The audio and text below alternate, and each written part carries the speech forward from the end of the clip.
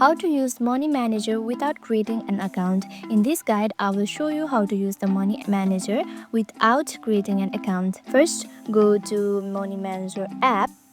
Now from the main screen, you can add expenses and income by tapping this plus button right here. Tap on it. Now you can also go back and view your daily, weekly or monthly spending from here. You can tap on it and you can view your spending from here. You can also create the categories, budgets and notes for each transactions from here. This is great for beginners who want to test the app before signing up, and it is also ideal if you only need to track your spending on one device. And that's it. You can fully enjoy Money Manager's features without creating an account.